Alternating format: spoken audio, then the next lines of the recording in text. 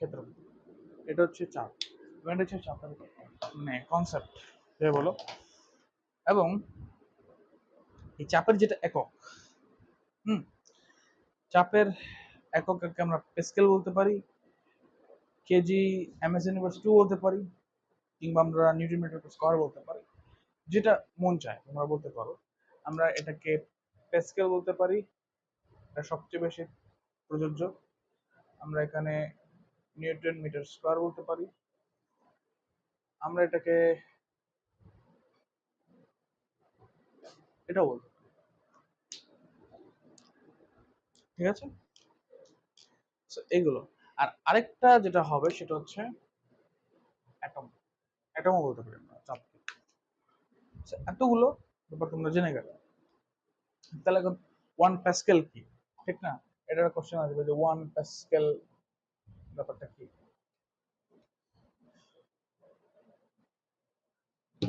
তোমাদের এই one pascal equal 1 newton metre square, অর্থাৎ এটাও তোমাদের ওই নিউটন মিটার ইনভার্স 2 আসবে, যেটাই বলো। ঠিক আছে, তো এখন যদি চাপের একটা মূল যে ব্যাপারটা তোমাদের বলি, হ্যাঁ, তো আমরা এখন চাপের যে ব্যাপারটা সেটা হচ্ছে মানে চাপের তেমন কোনো একটা সংজ্ঞা নাই, যেটা সত্যি কথা বলতে গেলে। চাপের পর আসবে কি তোমাদের ঘনত্ব, চাপের পর আসবে ঘনত্ব। ঘনত্ব ঘনত্ব পি দিয়ে প্রকাশ করতে পারবো আমরা, এটাকে বলবো আমরা এইচ র জি, এইচ র জি, মেবি দ্যাটস ইট। র হচ্ছে ঘনত্ব, এবং এই রই হচ্ছে আমাদের ঘনত্ব, এবং এই ঘনত্বকে আমরা পি দ্বারা প্রকাশ করি। সরি,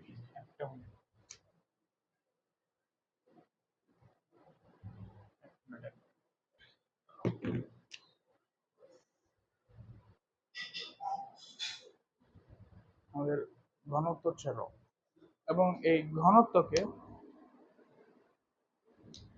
ঘনত্বের যে মাত্রা,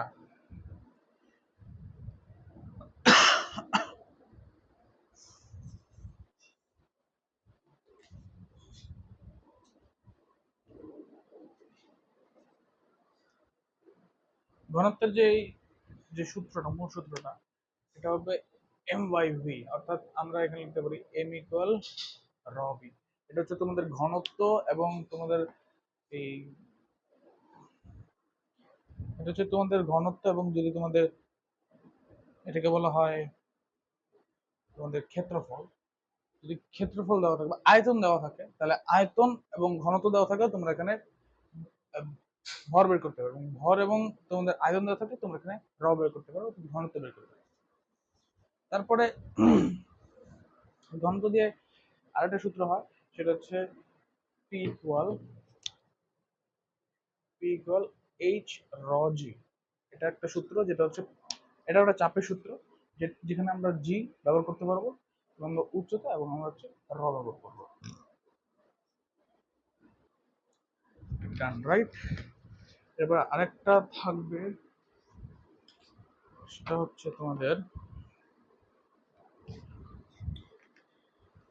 এটা হবে ঘনত্বের তোমাদের যে মাত্রা, ঘনত্বের মাত্রা হচ্ছে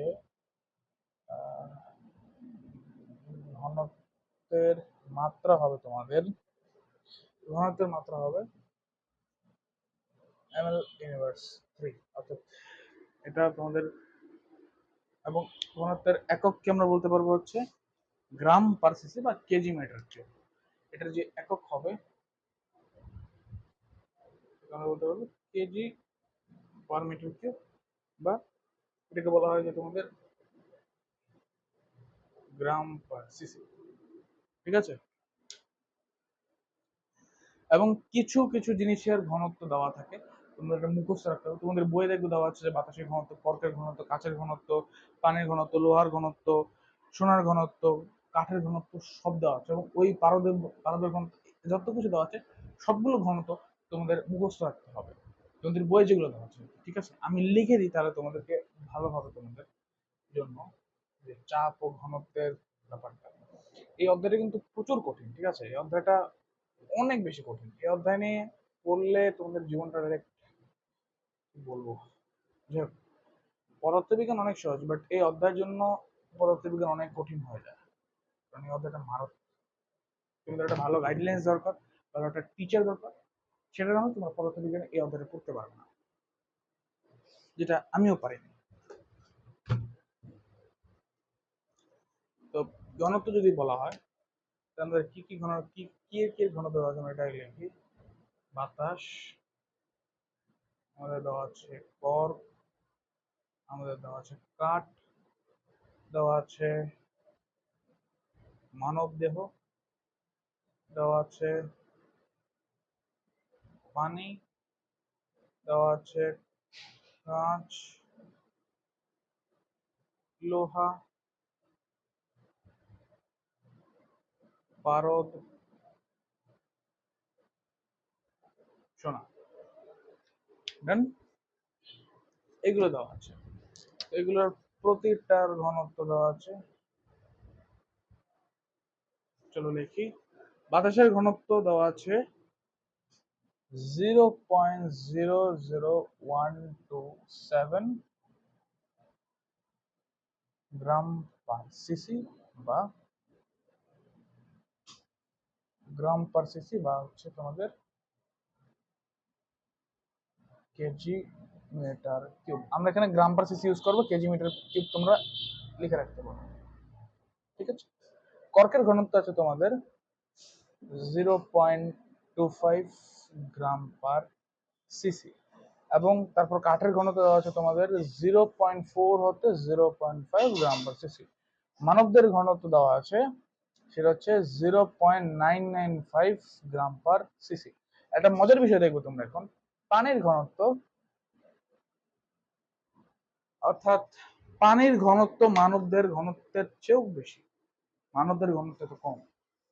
ঘনত্বের কনসেপ্টটা তোমরা বুঝতে পারবে। ঘনত্ব হচ্ছে এমন একটা জিনিস, ধরো না বাতাসের ঘনত্ব একটা আছে, আমাদের দেহের ঘনত্ব একটা আছে, সবকিছু একটা ঘনত্ব আছে। তো মানবদের ঘনত্ব 0.995, এবং পানির ঘনত্ব মানবদের ঘনত্বের চেয়ে বেশি। এর জন্য আমরা পানিতে ভাসতে পারি, সাঁতার কাটতে পারি, লাশ আমরা মরে গেলে আমাদের লাশ ফুলে ওঠে, এটার জন্যই। কারণ এই মানব দেহেতে মানবদের ঘনত্ব পানির ঘনত্বের চেয়ে বেশি, কম। কাঁচের ঘনত্ব 2.60 গ্রাম পার সিসি। লোহার ঘনত্ব দেওয়া হচ্ছে তোমাদের 7.80 গ্রাম পার সিসি, এবং তারপর হচ্ছে তোমাদের পারদের ঘনত্ব দেওয়া হচ্ছে 13.6 গ্রাম পার সিসি, এবং সোনার ঘনত্ব দেওয়া হচ্ছে 19.30 গ্রাম পার সিসি। তো এগুলো হচ্ছে তোমাদের ঘনত্ব দেওয়া আছে তোমাদের, এবং এগুলো তোমরা হচ্ছে মুখস্থ করবে সুন্দর করে। এগুলো মুখস্থ অনেক দরকার, কারণ এটা খুব খুব বেশি দরকার। তাহলে এখন একটা জিনিস আমি ক্লিয়ার করে দিই, যে সিসি যে ব্যাপারটা আমরা লিখছি, হ্যাঁ সিসি, এই 1 সিসি ইকুয়াল হচ্ছে তোমাদের 10⁻⁻6 মিটার কিউব। এটা হচ্ছে 1 সিসি। ওকে, সো ডেন্সিটি অর্থাৎ ঘনত্ব আমরা ক্লিয়ার করলাম। এখন আমরা যদি একটা ব্যাপার পড়ি, তাহলে একটা যদি আমরা ম্যাথ করি, তাহলে বুঝতে পারবো যে ঘনত্বের কাহিনীটা কি, বা ঘনত্ব কেমন, এটা বুঝতে পারবো তোমরা। তারপর চাপটা একটা দেখাই, তাহলে আজকের ক্লাসটা আমরা শেষ করবো। কারণ এই অধ্যায়ের বেসিকের লেখাপড়া অনেক কম, কিন্তু আসলে বোঝাটা মারাত্মক। এটা বুঝতে হবে তোমাদের, তোমাদের বাসা প্র্যাকটিস করতে হবে, এর বাইরে তোমাদের কেউ বোঝাতে পারবে না। যদি না বুঝো আমাকে বলতে পারো, আমি আরো সুন্দর করে বুঝিয়ে দেবো।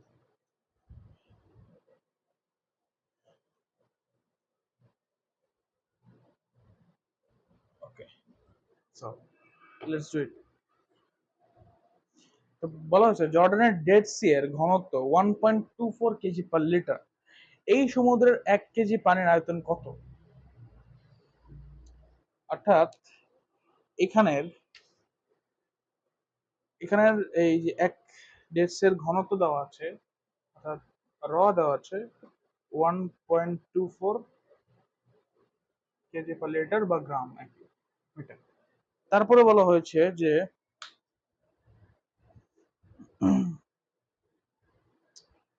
1 কেজি পানির আয়তন কত, অর্থাৎ এখানে আমাদের এম দেওয়া আছে 1 কেজি। এখন এই কেজি লিটারটাকে আমাদের কেজি মিটার পার কিউব আনতে হবে। এটা কিভাবে আনবো বলতো? এটা আমরা কিভাবে আনবো? এটা আনার জন্য আমরা কি করব? আমরা একটা জিনিস যদি বলি, এই 1 লিটার, হ্যাঁ, এই লিটারকে আমরা মেবি 1000 লিটারকে আমরা মিটার বানাতে হলে আমাদেরকে করতে হবে 10⁻³ ভাগ। অর্থাৎ আমরা এখানে যদি 1.24 লিখি, তাহলে এখানে আমাদের 1.24 রাখার পরে আমাদের এখানে 10⁻³ দ্বারা ভাগ করতে হবে, কারণ এটা কেজি পার লিটার, মানে ওটাকে হচ্ছে কেজি পার মিটার কিউবে নেব। এখন মিটার কিউবে নিতে হলে আমরা এখানে 10 ধারা করলে এটা মিটারে চলে আসবে, কিন্তু এখন -3 করেছি কারণ আমাদের মিটার পার কিউবে নিতে হবে, তাই। ঠিক আছে, এটা তখন হবে 1.24 into 10⁻³ metre per cube. Done. Kg metre per cube, sorry, হবে তোমাদের কেজি মিটার পার কিউব। তারপর এখন আমাদের ওই পানির আয়তন বের করতে হবে। ওই যে আমরা পড়েছিলাম ভি ভি ইকুয়াল র ইকুয়াল, আমরা পড়েছিলাম যে এম ইকুয়াল র ভি করতে পারবো, তাহলে আমরা এম ইকুয়াল হচ্ছে র ভি দিয়ে বের করতে পারবো। তাহলে এবার তো আমাদের র আর এম আছে, তাহলে আমাদের ভি বলে এসে ভি কিভাবে বের করবো আমরা?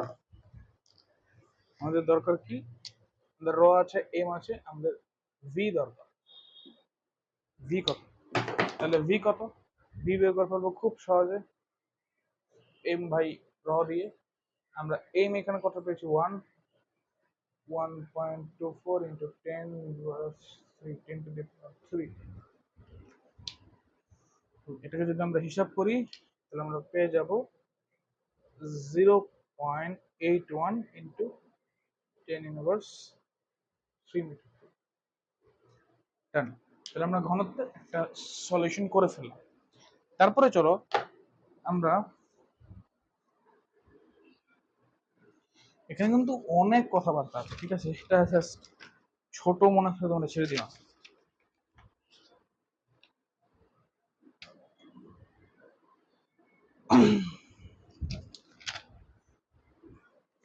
চলো আমরা হচ্ছে একটা চাপের অঙ্ক করি।